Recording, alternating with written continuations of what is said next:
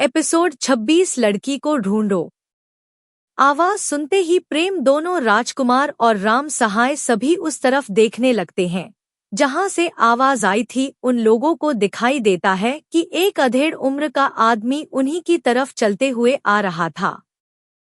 प्रेम उस आदमी का चेहरा देखकर समझ जाता है कि वह आदमी और कोई नहीं बल्कि महाराज का सबसे खास आदमी और राज्य का सेनापति दीना प्रसाद था। दीना प्रसाद चलते हुए प्रेम के पास आ जाता है और फिर प्रेम से कहता है, राजकुमार प्रेम, आपको अपने से बड़ों का लिहाज करना चाहिए। दीना प्रसाद की बात सुनकर प्रेम मुस्कुराते हुए कहता है, क्षमा कीजिए सेनापति, लेकिन मुझे याद नहीं है कि आपको यह अधिकार किसने दिया है कि आप मुझे सलाह दें। प्रेम का जवाब सुनकर दीना प्रसाद का चेहरा गुस्से से लाल हो जाता है। दीना प्रसाद को समझ नहीं आ रहा था कि प्रेम इतना बदल कैसे गया है। उसने पहले भी सुना था कि जब से प्रेम ठीक हुआ है वह पहले से अलग लग रहा था, लेकिन आज दीना प्रसाद को यकीन हो गया था कि लोगों की बातें सच है। दीना प्रसाद अपने गुस्से को काबू करते हुए प्रेम से कहते हैं, राजकुमार प्रेम, आज महाराज शक्ति प्रदर्शन प्रतियोगिता के बारे में बात करेंगे और मैंने सुना है कि आप अब आध्यात्मिक शक्ति का प्रयोग नहीं कर सकते हैं और न ही अब आप पंच तत्वों की शक्ति को जागृत कर सकते हैं। दीना प्रसाद की बात सुनकर प्रेम अपने मन में मुस्कुराते हुए कहता है, लगता है सेनापति को मेरी निजी जिंदगी के बारे में जानने के लिए काफी उत्साहित है। इतना सोचकर प्रेम मुस्कुराते हुए दीना प्रसाद से कहता है, सेनापति जी, आपको मेरे बारे में चिंता करने की कोई जरूरत नहीं है। आप बस राजकुमार संजय और राजकुमार तेजस को इन सब चीजों के बारे में बताइए। मुझे क्या करना है और मैं अपनी आध्यात्मिक शक्ति कैसे जागृत करूंगा यह मुझे पता है। प्रेम का जवाब सुनकर सेनापति को इतना गुस्सा आता है कि उनका मन कर रहा था कि वह प्रेम को यहीं पर मार दे, लेकिन अपने गुस्से को काबू करते हुए सेनापति प्रेम को नीचा दिखाने के लिए कहते हैं, राजकुमार, आज महाराज मेरी बेटी देवकला और राजकुमार संजय के विवाह की घोषणा करेंगे। राजकुमार प्रेम प्रताप को जो लोग अच्छे से जानते थे उन्हें पता था कि प्रेम प्रताप देवकला को पसंद करता था, लेकिन उसके अजीब बर्ताव के कारण देवकला ने राजकुमार प्रेम प्रताप के विवाह का प्रस्ताव ठुकरा दिया था और अपनी बेटी के इस काम पर सेनापति बहुत प्रसन्न थे, क्योंकि वह नहीं चाहते थे कि उनकी बेटी का विवाह सबसे नकारा राजकुमार के साथ हो। लेकिन एक बात थी जो प्रेम को छोड़कर किसी को नहीं पता थी। अब प्रेम प्रताप वह प्रेम प्रताप नहीं था जो कभी देवकला से प्रेम करता था। अब उसकी जगह पर वह प्रेम था जिनको सिर्फ खुद से प्रेम था और बाकी दुनिया तो उसके लिए केवल एक चोरी करने का ठिकाना थी। सेनापति को लगा था कि उनकी बात सुनकर प्रेम को गुस्सा आएगा और वह गुस्से में कुछ कहेगा, लेकिन प्रेम बड़ी शांति पूर्वक सेनापति को देखता है और एक लंबी सांस लेते हुए कहता है, सेनापति जी, मैं खुशकिस्मत हूँ कि आपकी बेटी का विवाह मुझसे नहीं हो रहा है, वह मेरे लायक है ही नहीं। प्रेस की बात सुनकर सेनापति और दोनों राजकुमार के साथ साथ राम सहाय भी हैरान हो जाता है। राम सहाय को अच्छे से पता था कि राजकुमार प्रेम प्रताप देवकला को कितना पसंद करते थे। एक बार तो प्रेम प्रताप ने देवकला को प्रसन्न करने के लिए एक आदमी से युद्ध भी किया था जिसमें उन्हें काफी चोट लग गई थी।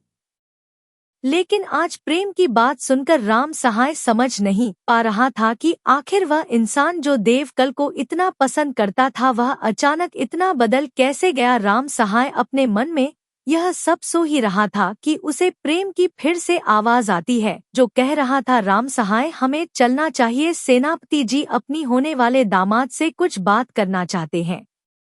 इतना कहने के बाद प्रेम राम सहाय के साथ वहां से चला जाता है। प्रेम के जाते ही तेजस ना खुशी दिखाते हुए कहता है, पता नहीं इस प्रेम को क्या हो गया है। हम लोग चाहे जितना इसे बेइज्जत कर ले, लेकिन इसके ऊपर कोई फर्क ही नहीं पड़ता है, बल्कि यह तो अब उल्टा जवाब भी देने लगा है। राजकुमार तेजस की बात सुनकर सेनापति उस तरफ देखने लगते हैं जिस तरफ प्रेम गया था। सेनापति एक कुटिल मुस्कान के साथ रहते हैं।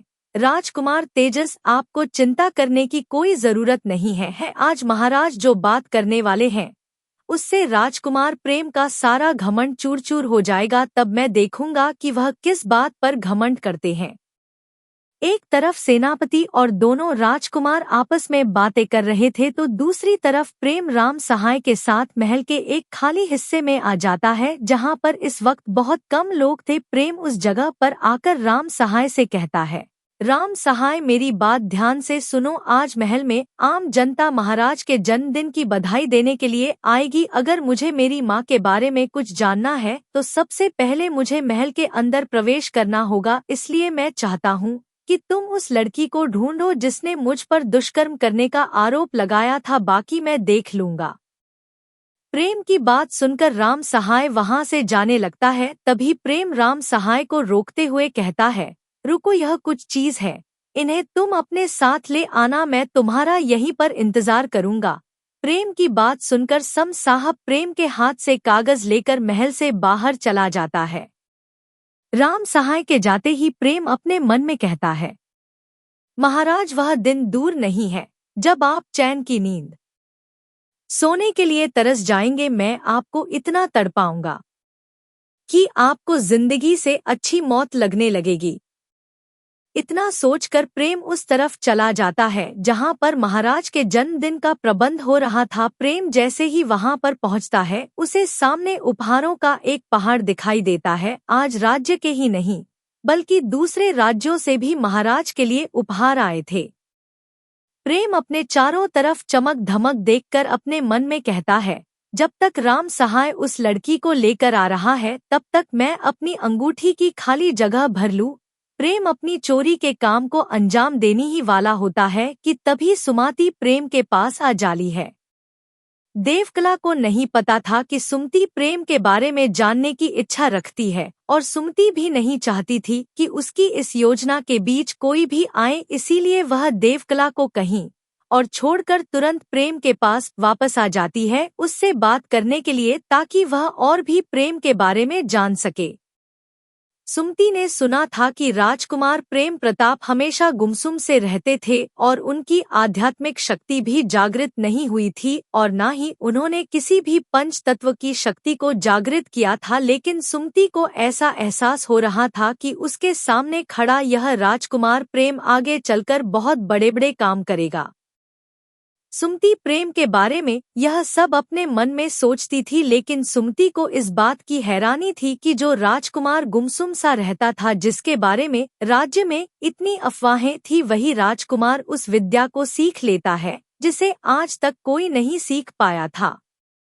सुमति प्रेम के बारे में जानना चाहती थी कि जो अफवाहें उड़ रही हैं वह सच है या झूठ, या फिर प्रेम को कोई जानबूझकर फंसा रहा था। सुमति को अपने सामने खड़ा देखकर प्रेम का दिमाग खराब होने लगता है। प्रेम अपने मन में कहता है, पता नहीं इन दोनों लड़कियों को क्या परेशानी है, बात बात पर मेरे सामने आ जाती है।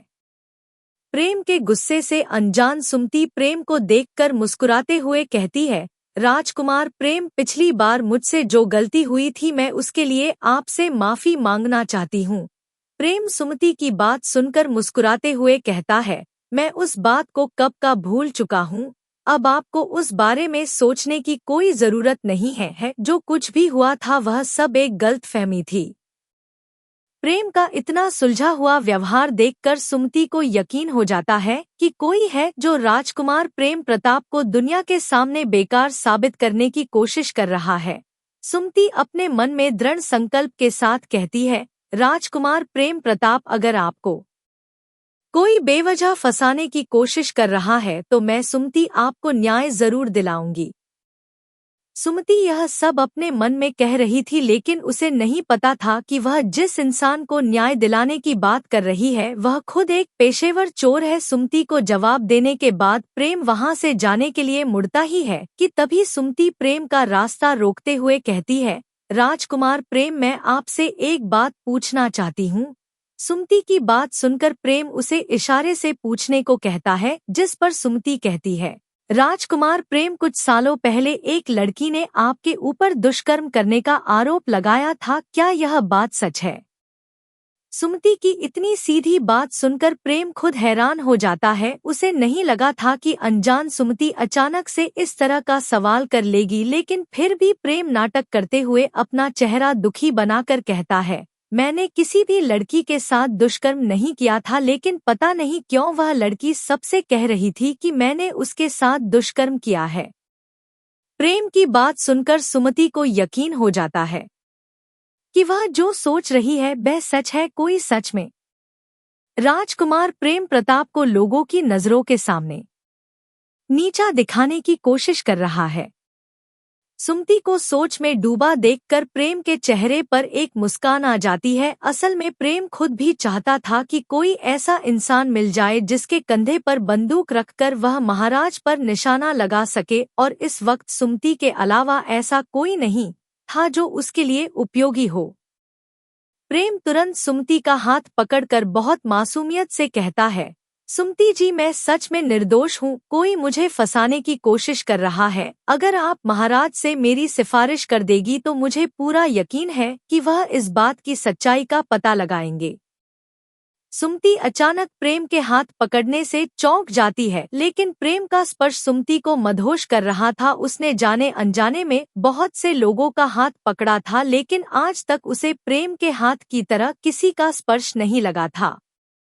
सुमति मदहोशी की हालत में प्रेम के हाथ के ऊपर अपना हाथ रखते हुए कहती है, राजकुमार प्रेम, आप मुझ पर भरोसा करिए, मैं आज खुद महाराज से इस बारे में बात करूंगी और अपनी पूरी कोशिश करूंगी कि आपको न्याय दिला सकूं।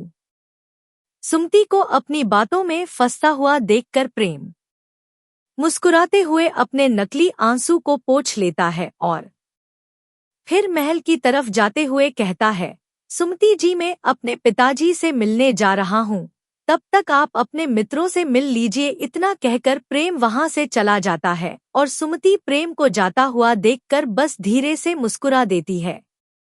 सुमति वहां से जाने के लिए अपने कदम आगे बढ़ाती ही है कि तभी उसे कुछ अजीब लगता है और अपने हाथों की तरफ देखती है, जिसमें उसने हीरो का एक कड़ा पहना था, लेकिन अब वह उसके हाथों में नहीं था।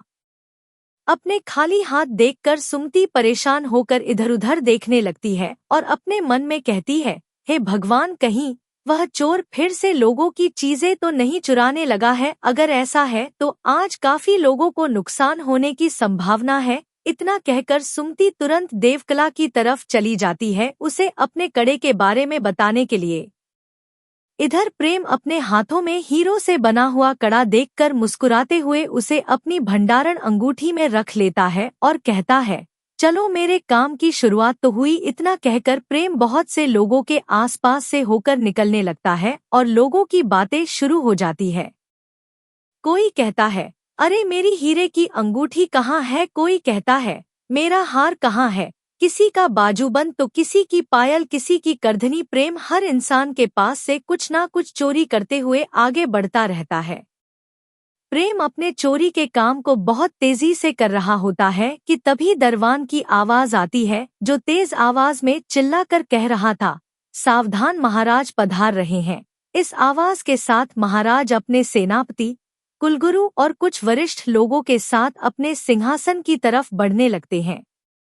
महाराज को देखकर प्रेम की आंखों में थोड़ा गुस्सा नजर आने लगता है। प्रेम महाराज के रास्ते से हटकर साइड में खड़ा हो जाता है। तभी उसकी नजर राजकुमार संजय और राजकुमार तेजस पर पड़ती है, जो सेनापति के साथ महाराज के पीछे पीछे चल रहे थे। महाराज अपने सिंहासन पर बैठते हुए सभी को उत्सव शुरू करने का आदेश देते हैं। मेरे जन्मदिन का उत्सव शुरू किया जाए। महाराज के इतना कहते ही जन्मदिन में आए सभी लोग महाराज के पास जाकर उन्हें अपने अपने उपहार देने लगते हैं और महाराज भी सबको मुस्कुराकर धन्यवाद कहते हैं। प्रेम दूर खड़े होकर यह सब बड़े ध्यान से देख रहा होता है कि तभी उसकी नजर महाराज के साथ वाली कुर्सी पर पड़ती है। उस पर बैठे आदमी को देखकर प्रेम की भौहें ऊपर उठ जाती है और वह अपने मन में सोचते हुए कहता है, वैद्य देव दत्ता यहाँ। असल में महाराज के साथ जो इंसान बैठा था वह और कोई नहीं, बल्कि राज्य का सबसे प्रसिद्ध वैद्य देव दत्ता थे। प्रेम वैद्य देव दत्ता को नजरअंदाज करके एक खाली जगह पर बैठने ही वाला होता है कि तभी पीछे से राम सहाय की आवाज आती है, राजकुमार मैं उस लड़की को ले आया हूँ और आपने जो सामग्री मंगाई थी मैं उसे भी ले आया हूँ। राम सहाय के काम करने की तीव्रता देखकर प्रेम के चेहरे पर एक मुस्कान आ जाती है। सच में राम सहाय अपने काम में काफी तेज था। प्रेम राम सहाय के साथ उस तरफ चला जाता है जहां पर राम सहाय ने उस लड़की को रखा था जिसने प्रेम के ऊपर दुष्कर्म करने का आरोप लगाया था।